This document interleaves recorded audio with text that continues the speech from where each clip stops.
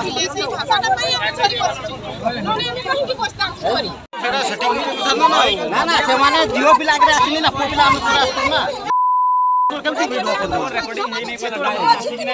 पत्थर उत्तोलन को केन्द्र करी गाँव में उत्तेजना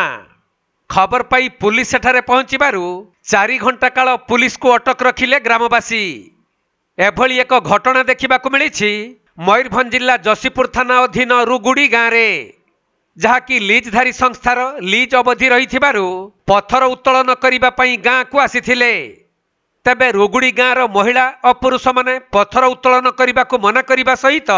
ग्राम सभारे होइथिबा चुक्ति पूरण न हेबा पर्यंत पत्थर उत्तोलन करने को देबे नहीं बोली जिद धरिथिले तेणु सेठारे उत्तेजना प्रकाश पाइथिबा खबर पाई घटनास्थल रे जशीपुर पुलिस पहुंची स्थिति को आयत्त करबा पई चेष्टा करिथिले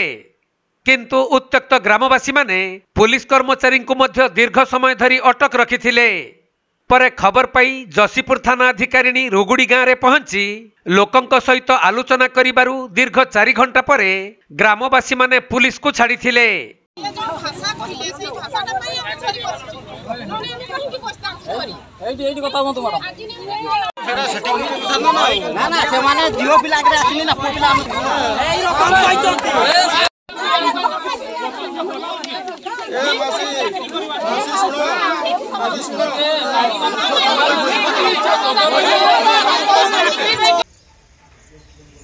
मयूरभंज जिला करंजियारू सचिदानंद पलईंक रिपोर्ट कोणार्क लाइव।